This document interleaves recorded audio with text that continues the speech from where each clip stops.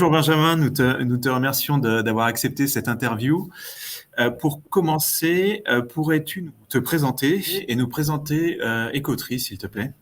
Oui, bien sûr. Alors, merci à tous les deux déjà de me permettre d'exposer ce que je fais et ce que fait Écoterie. Je vais commencer par moi. Moi, j'ai une formation en commerce principalement et je suis arrivé dans le monde de l'environnement il y a à peu près 7 ans. D'abord dans la gestion des déchets et principalement des terres de chantier. Et puis de fil en aiguille, je me suis passionné pour l'environnement et j'ai donc rejoint Écoterie pour travailler sur l'étape d'après. Qui est de comment on va allier développement économique avec régénération et maintien des écosystèmes naturels. Donc en 2 mots, Écoterie, on est une société française qui travaille à la fois sur le périmètre français et européen pour accompagner les entreprises sur des sujets liés à ce qu'on appelle les solutions basées sur la nature. Donc en fait, on va travailler sur les écosystèmes forestiers et marins pour permettre de venir régénérer sur 3 grands axes qui sont d'une part la séquestration carbone, c'est un sujet à part entière aujourd'hui, mais également la biodiversité, donc la redynamisation et la préservation de cette biodiversité au sein de ces écosystèmes. Et le dernier point, c'est bien évidemment l'ancrage territorial. Vous l'aurez compris, aujourd'hui, on considère que la séquestration carbone et la protection de la biodiversité doit s'inscrire localement avant de s'inscrire mondialement. Donc, c'est comme ça qu'on accompagne les différentes entreprises. Et pour ma part, j'ai une spécialité de par mon parcours qui est d'accompagner les entreprises de l'immobilier, de la construction et de l'aménagement. D'accord. Donc, si on essaie de cadrer un petit peu sur l'intervention d'Écoterie, est-ce qu'on peut dire, on voit 3 piliers, se distinguer, enfin, que Écoterie repose sur 3 piliers. Est-ce qu'on peut dire que du coup, l'intervention d'Écoterie repose sur la réduction de l'empreinte carbone, la gestion des forêts et la biodiversité Oui, non, dans les grandes lignes, c'est ça. Alors, petit aparté, nous, on n'intervient pas réellement sur la réduction des empreintes carbone. On va plutôt s'inscrire dans ce qu'on appelle la séquence ERC. Donc, vous avez éviter, réduire. Notamment, l'économie circulaire est un moyen de réduction ou d'évitement. Et moi, je vais intervenir sur la partie contribution à la neutralité carbone qui est voulue à la fois par l'ONU et par les différentes instances et les différents référentiels type SBTI, SBTN, etc. De vraiment venir intervenir sur, on a des impacts négatifs, on le sait, dans l'immobilier et la construction, ça va être principalement le carbone, la gestion de l'eau et la biodiversité. Donc moi, je vais permettre de pouvoir venir avoir des actions compensatrices de régénération des effets négatifs qu'on a pu avoir à un moment ou à un autre dans la chaîne de valeur. Donc, effectivement, c'est un des points sur lesquels c'est un des piliers d'action d'Écoterie, qui est la séquestration de carbone, simplement additionnelle. Et les autres points, et tu fais bien d'en parler, un point qui est essentiel dans nos valeurs et dans notre développement, c'est qu'on n'est pas des planteurs de champs d'arbres. L'objectif n'est pas de faire juste de la séquestration de carbone, c'est d'allier cette séquestration carbone avec la pérennisation des écosystèmes et de la biodiversité qui est au sein de ces forêts, puisqu'on estime aujourd'hui que 80% de la biodiversité terrestre est au sein des forêts. Donc voilà, on ne voulait pas dissocier les deux, parce que c'est 2 grands enjeux majeurs, et j'irai même plus loin, je pense que la biodiversité nous mettra plus vite en danger en tant qu'espèce que les émissions de gaz à effet de serre. Donc c'est effectivement un des gros sujets. Et le dernier point sur lequel on accompagne aussi nos clients, c'est sur la mise en exergue de leurs engagements environnementaux en les accompagnant, soit par des formations, soit par du conseil, soit par des actions sur le terrain qui nous permettent, en tant que gestionnaire forestier, d'avoir un suivi exact de ce qui est fait et de pouvoir leur diffuser toutes les informations nécessaires à leur communication derrière, que ce soit dans les rapports extra-financiers, mais aussi auprès des stakeholders, donc des parties prenantes, des collaborateurs, des investisseurs. Voilà, c'est sur ces 3 piliers-là qu'on repose notre activité. Ok.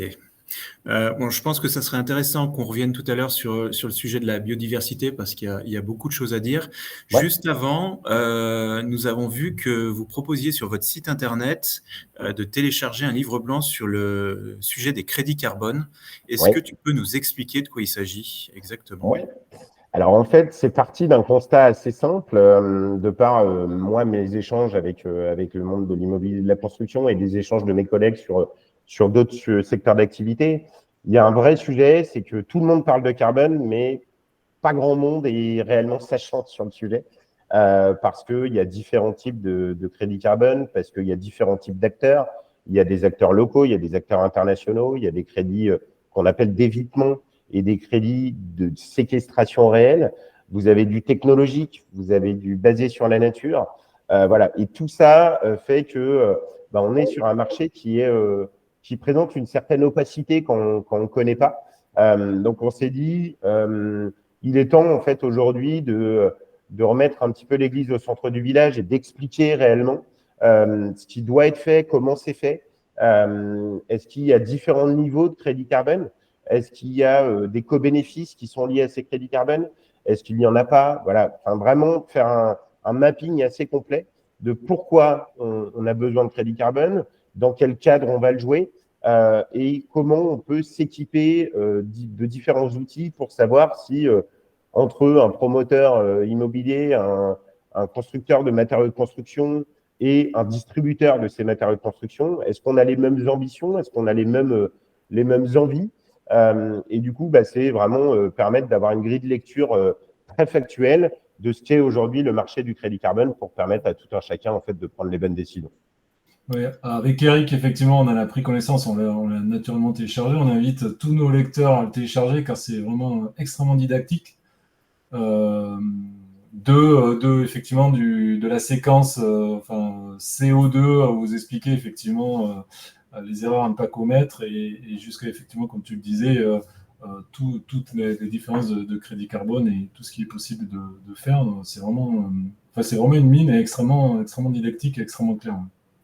Je te remercie. Et effectivement, c'est ce qu'on a voulu faire, quelque chose qui soit le plus clair et le plus pédagogique possible pour permettre, encore une fois, à tout un chacun de bien comprendre ce qu'est le marché du crédit carbone.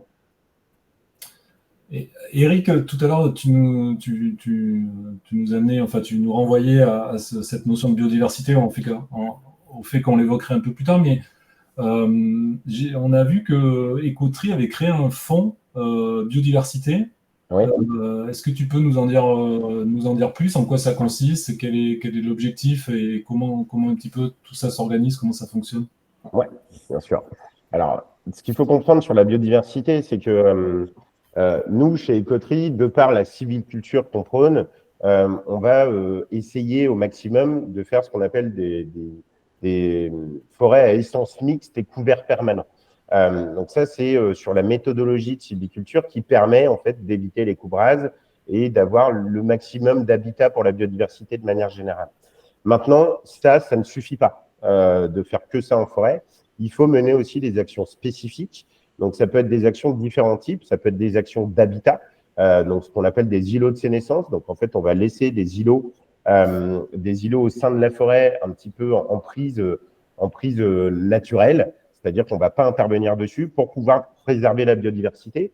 Mais après, ça va plus loin. On va réintégrer des pollinisateurs avec tout l'écosystème qui va autour. Donc, on va créer des mellifères. On va intégrer des prairies fleuries au sein de l'écosystème forestier pour permettre de développer les pollinisateurs qui sont en fait à la base de toute biodiversité quand on regarde ce qui se passe en forêt.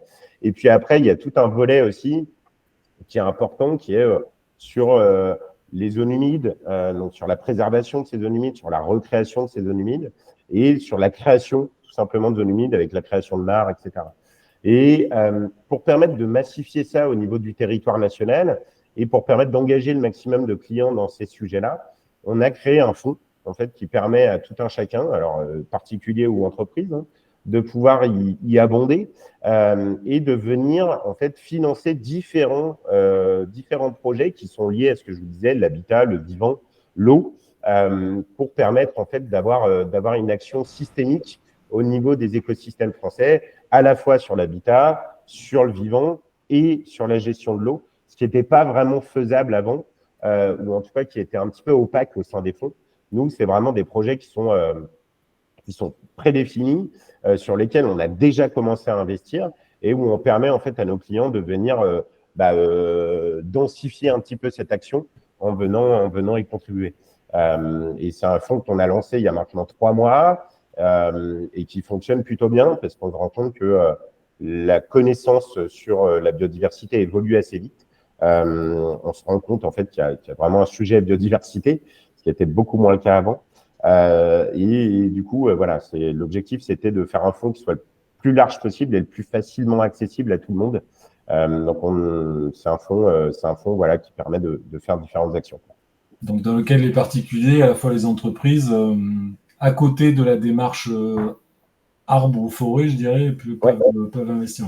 Exactement. En fait, ça rejoint ce que je vous disais tout à l'heure, tous les deux. C'est chez Écoterie, on fait effectivement du boisement. On fait de la séquestration carbone via de l'additionnalité de boisement, mais on fait aussi de la biodiversité. Et c'était le moyen le plus simple de montrer à tout un chacun que vous pouvez investir dans des arbres. Il y a un intérêt de le faire, mais il y a aussi un intérêt de venir soutenir la biodiversité. Et c'est pour ça qu'on a créé ce fonds, pour permettre que ce soit le plus clair et le plus simple possible. D'accord. J'ai effectivement l'impression que le sujet de la biodiversité est un peu mis de côté par rapport au sujet de la séquestration carbone, dont on parle beaucoup plus. Notamment, on peut le citer, mais moi j'avais noté que le président de la République avait annoncé début septembre dans une interview que désormais chaque élève de 6e, je crois, planterait un arbre. L'objectif étant d'atteindre 1 milliard d'arbres. Donc là, on est en plein dans le cœur de la séquestration carbone. Qu'est-ce que tu en penses de cette ambition politique, enfin, quelque part en politique? Oui, je pense que c'est une ambition politique, effectivement. Moi, pour la petite info, j'ai grandi en Bretagne et à l'époque, on le faisait déjà. En classe de primaire, d'aller planter un arbre au sein d'une forêt.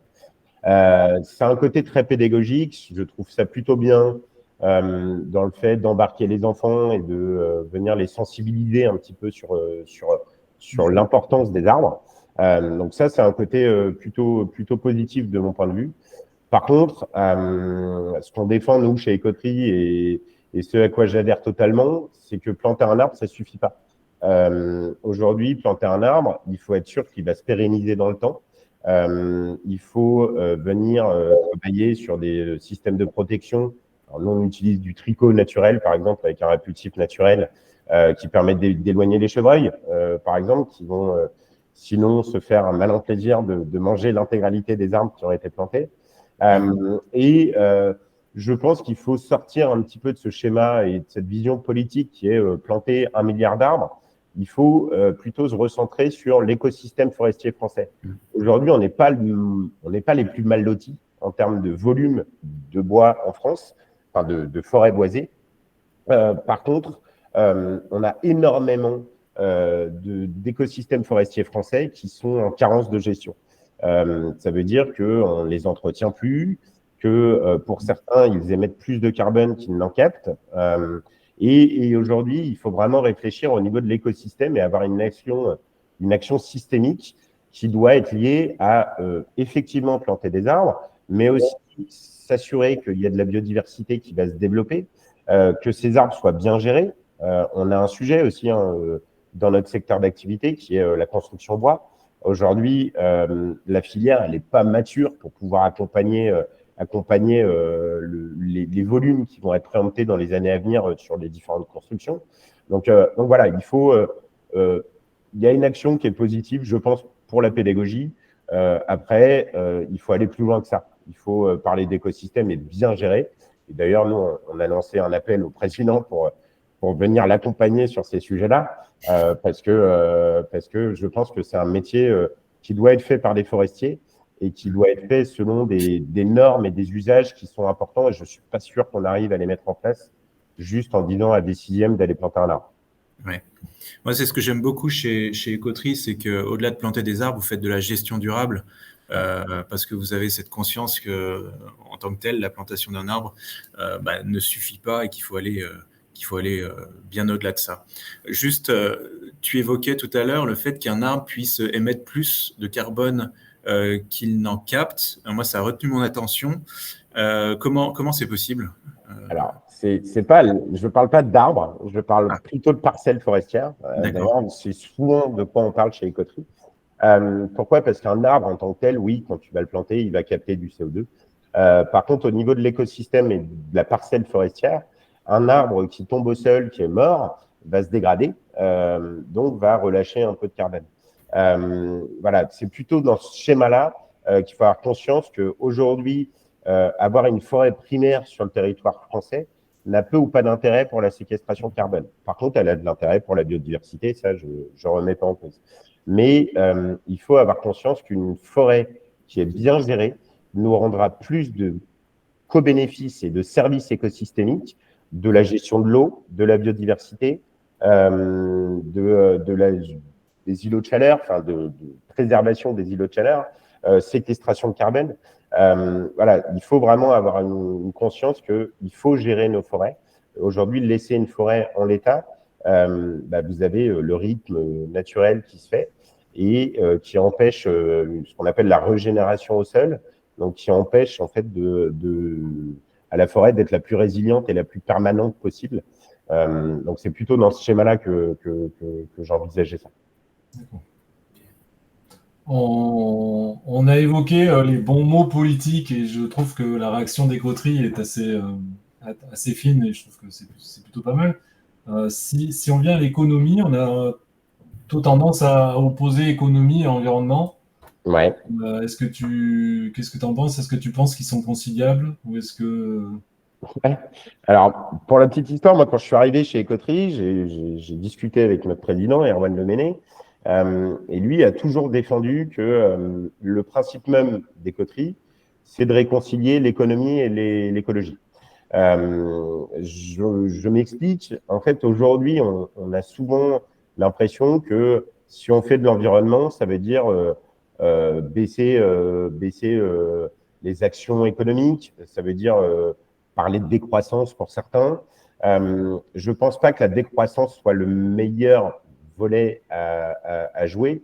Par contre, adapter notre économie en prenant en compte les impacts négatifs qu'on peut avoir au sein de systèmes constructifs, si on prend l'immobilier par exemple, si on prend en compte ces impacts et qu'on met en face des systèmes et des projets régénératifs, si on met en place des nouveaux modes constructifs, des nouveaux modes d'utilisation des actifs qu'on construit, je pense qu'on est tout à fait capable d'avoir une économie qui continue à se développer et en parallèle d'avoir des impacts qui diminuent drastiquement au fil des années et qui vont permettre, grâce à cette économie, de régénérer des écosystèmes qui ont souvent été mis de côté. Un exemple très fort, je ne sais pas si vous avez déjà entendu Alain Babiquian, qui est un économiste consultant sur les sujets de comment allier économie et écologie. En fait, il faut juste prendre en compte que la planète et les ressources planétaires doivent être intégrées dans nos modèles. Aujourd'hui, de la même manière que vous prenez en compte les réactions de vos investisseurs, la planète et les ressources naturelles doivent être intégrées dans les impacts qu'on a sur l'économie.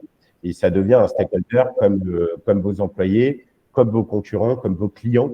Il faut avoir conscience de ces impacts-là. Et c'est ça aujourd'hui qu'on essaie de mettre en place chez Écoterie, c'est de faire comprendre aux entreprises que vous pouvez continuer à vous développer. Par contre, vous avez une obligation morale et éthique, c'est de travailler aussi sur la régénération des écosystèmes, sur la reconstruction planétaire, pour permettre aux générations futures de continuer sur des modèles pertinents et surtout résilients dans le temps. Et ça, c'est un vrai sujet qu'on porte au quotidien chez Écoterie. Je pense qu'il y a une vraie prise de conscience à la fois des opérateurs, des constructeurs, des promoteurs et des investisseurs.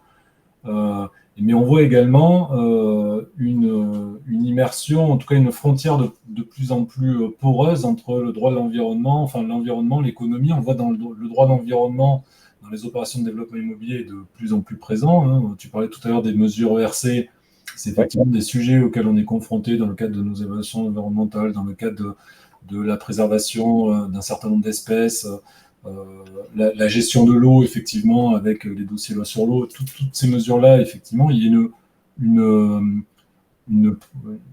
voilà, une intégration du droit de l'environnement pour ceux qui pratiquent le montage immobilier et la réalisation d'opérations immobilières qui était moins présent, à mon sens, il y a 10 ans.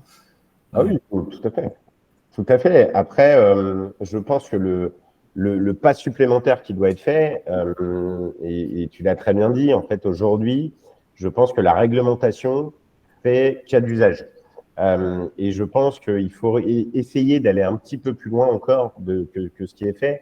Si on prend l'exemple d'un montage immobilier, en fait, tu vas souvent prendre en compte les impacts directs que tu peux avoir sur les lots ou sur les lots qui vont être construits en mettant de la biodiversité en place, des ruches sur le toit, etc. Ce qui est une bonne chose, mais nous, ce qu'on défend, c'est qu'il faut aller un petit peu plus loin. C'est de dire, certes, je fais le maximum sur mon site, mais j'ai encore des impacts négatifs qui n'ont pas ou qui ne seront pas compensés, entre guillemets. Donc, il va falloir aller plus loin et expliquer aux gens que il faut penser aux systèmes et aux écosystèmes naturels, que ce soit le marin, la forêt, l'agriculture aussi, avec des transitions nécessaires. Et il va falloir financer ça, en fait, de manière un petit peu plus volontariste que ce qui est fait dans le cadre des règlements. Mais après, là où je te rejoins, c'est que le sens de l'histoire est plutôt en marche. Et ceux qui n'avanceront pas dans ce schéma-là, je pense, auront du mal à récupérer le train en marche.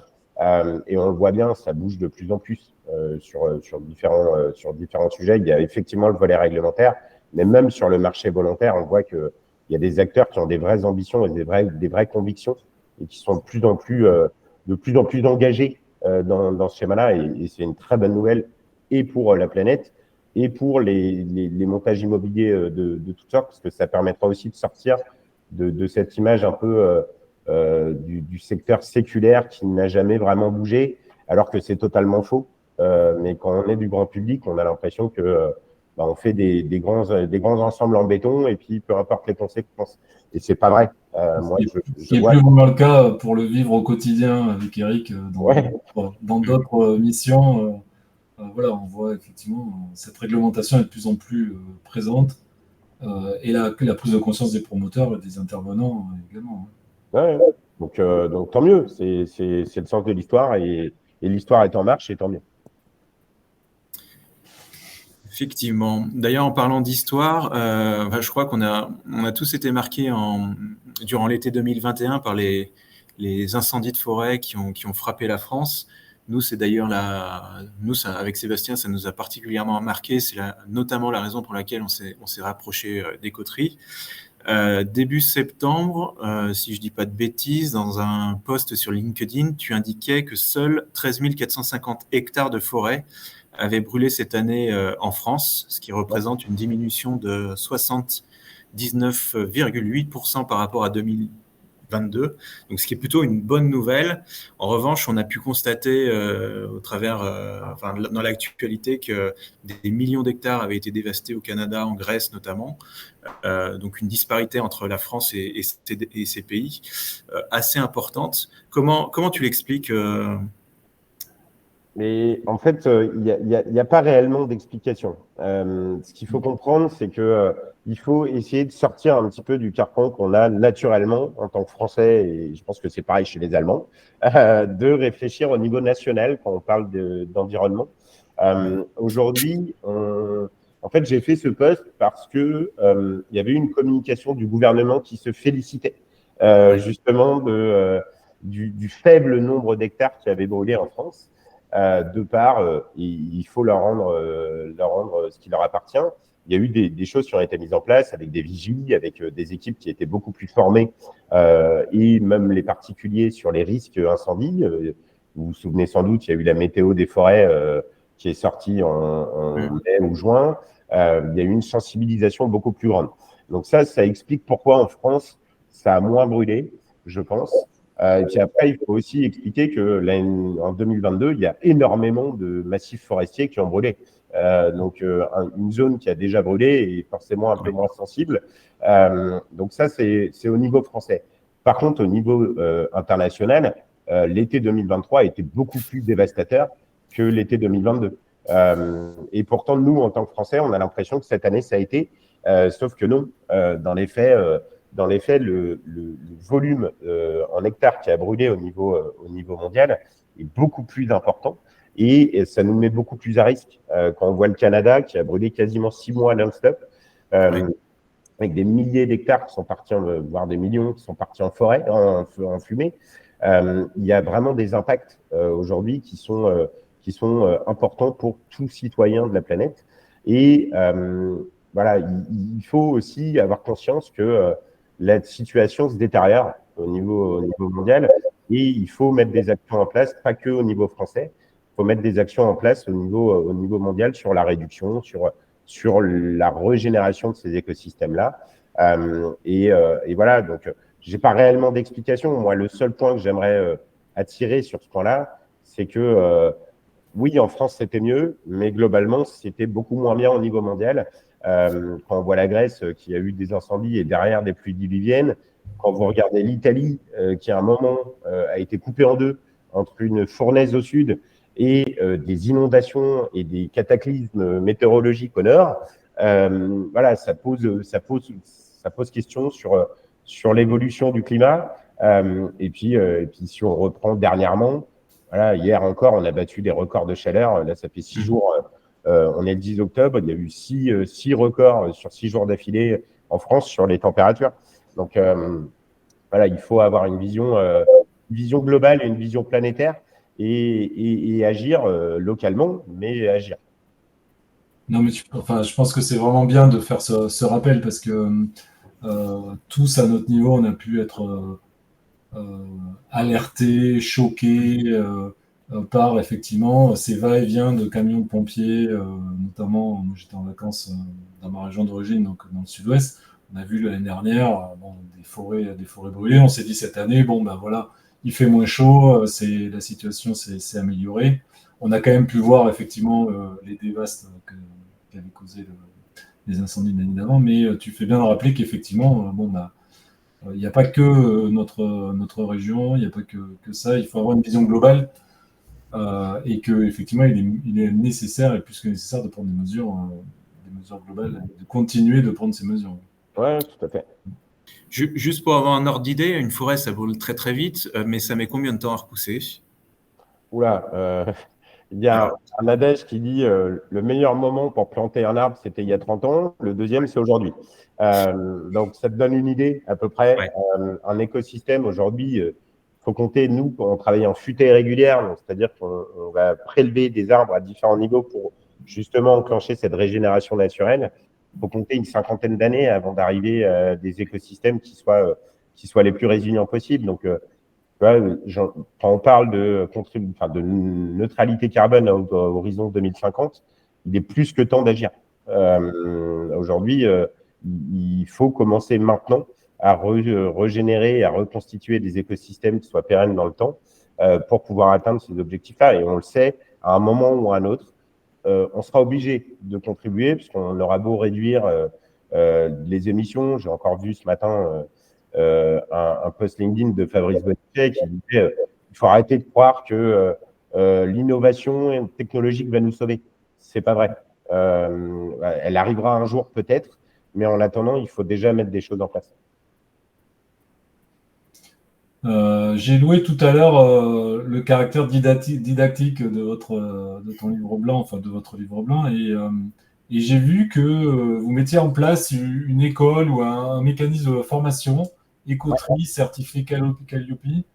En quoi ça consiste? Comment on peut chacun à son niveau s'en emparer? Et qu'est-ce que vous proposez comme module à l'heure actuelle et peut-être demain si déjà tu en as une idée ou...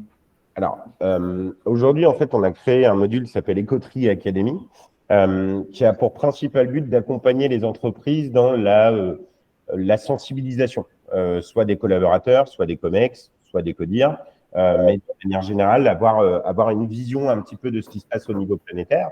Donc, ça va passer par des fresques sur des schémas assez classiques, fresques du climat, fresques de la biodiversité, du carbone. On a également des formations qui s'appellent collaborateurs. Donc, là, on est un peu plus centré sur votre activité quotidienne et on va venir voir comment, au sein de votre entreprise, vous pouvez mettre des actions là-dessus. On a également des formations qui sont accessibles pour les particuliers en ligne. À partir du moment où vous achetez en fait des arbres, vous avez accès à des modules et vous pouvez en commander d'autres si vraiment vous voulez vous former là-dessus. Et pour aller plus loin, là, depuis assez récemment, en fait, ça va un peu dans le sens du livre blanc, et ce que je vous expliquais de la raison et de la genèse de ce livre blanc, c'est que on travaille sur du conseil auprès des entreprises pour, vous avez fait le bilan carbone, c'est une très bonne chose. Par contre, derrière, comment passer à l'action? Comment faire le step suivant? Donc ça, on commence à faire des formations et des missions de conseil en fait pour expliquer aux gens le marché carbone et de cette manière-là et en fonction des actifs et des impacts que vous avez identifiés, vous avez différents leviers à venir activer, que ce soit sur des co-bénéfices de biodiversité, des co-bénéfices sur l'eau, des co-bénéfices sur les actions sociétales, sociales, etc. Donc nous, on va venir en fait travailler avec ces entreprises-là pour mieux les conseiller et leur permettre de passer l'étape suivante. Parce que aujourd'hui, c'est un des vrais sujets, c'est que beaucoup de gens ont envie d'agir, mais en fait, ils sont un peu perdus dans le microcosme et dans l'écosystème carbone, arbres, agriculture, marin. Voilà, il y a beaucoup de sujets qui sont mis sur la table. Et nous, notre objectif, c'est de venir un petit peu vulgariser tout ça, parce que nous, c'est notre métier depuis quelques années maintenant. Donc, vulgariser tout ça pour permettre que ce soit le plus simple possible de passer à l'action. Parce que l'objectif reste de passer à l'action et il ne faut pas l'oublier. Le bilan carbone est juste j'ai un de mes collègues qui prend souvent cette métaphore, mais c'est un peu comme si vous alliez chez le médecin, vous êtes malade, il vous dit que vous êtes malade et il vous prescrit rien. Le bilan carbone, c'est un petit peu pareil, c'est-à-dire que vous faites à un instant T l'état de votre structure et derrière, il faut mettre des actions en place pour que ça aille mieux. Et voilà, nous, notre objectif dans cette Écoterie Academy, c'est de sensibiliser, former, conseiller pour permettre d'agir derrière.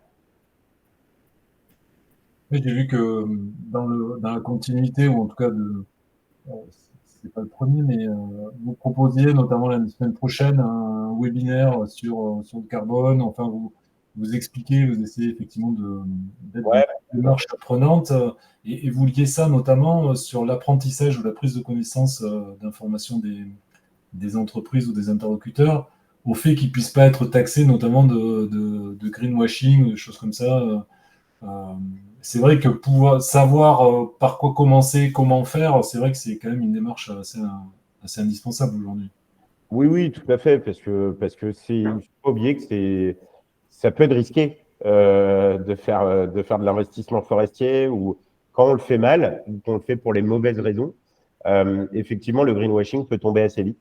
Et nous, c'est toute cette démarche-là qu'on fait soit commercialement quand on discute avec les entreprises pour leur expliquer est-ce que vous avez déjà mis en place des opérations d'évitement, de réduction et dans le même temps, on va vous accompagner, nous, sur la partie contribution.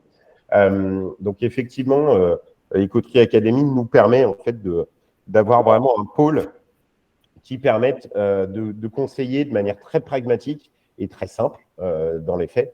Parce que, encore une fois, je pense que quelqu'un qui est un expert de son métier doit être capable de vulgariser son action. Et c'est ce qu'on essaie de faire.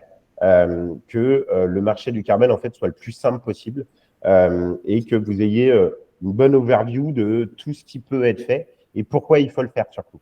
Parce que tout le monde n'a pas conscience, on parlait de la biodiversité tout à l'heure, tout le monde n'a pas conscience qu'il faut avoir un impact sur la biodiversité, alors qu'aujourd'hui, on est clairement dans une extinction de masse et c'est quelque chose qui est à risque réel sur l'économie, parce que je crois que c'est 57% du PIB mondial qui dépend de la biodiversité. Si demain, on laisse la biodiversité disparaître, il y aura des effets sur l'espèce humaine, il y aura des effets sur l'économie, il y aura des effets dévastateurs, je pense même sur l'économie, sur l'agriculture, Même sur l'immobilier. Voilà, donc il y a un vrai sujet là-dessus. Et cette académie, aujourd'hui, elle est d'ores et déjà effective, c'est-à-dire que nos lecteurs, s'ils le souhaitent, ils peuvent vous contacter, entreprises ou particuliers, pour être accompagnés. Ouais, alors on est principalement sur du B2B pour de l'entreprise, mais après, effectivement, en ligne, sur notre site ecotree.dream, vous avez quelques modules qui permettent déjà de prendre conscience, de savoir ce que c'est de la gestion forestière, pourquoi on le fait, etc. Et après, effectivement, donc ça, c'est la partie particulier. Et après, sur la partie entreprise, oui, c'est effectif depuis plus de 2 ans maintenant. Et on a déjà accompagné pas mal d'entreprises. C'est plus sur la partie conseil dont je vous parlais, qui est un peu plus récente, mais sur laquelle on commence aussi à accompagner pas mal d'entreprises. Ok. Merci beaucoup, Benjamin, pour cet échange. Moi, j'ai trouvé ça extrêmement riche. On aurait encore plein de choses à se dire, mais bon, à un moment, je pense qu'il faut clôturer. Sébastien, peut-être que tu souhaites rajouter quelque chose ? Non, je trouve que, effectivement, je te remercie encore une fois d'avoir accepté d'être aujourd'hui avec nous et puis d'essuyer les plâtres un petit peu de cette interview en visio qu'on souhaite effectivement développer. On espère que ça aura plu à tout le monde, mais en tout cas, je trouve que tu as ce talent pour pouvoir vulgariser et expliquer de manière assez simple des problématiques qui le sont pas forcément. Donc en tout cas, merci encore de t'être rendu disponible. Merci à vous et puis j'espère que ça plaira à tout le monde.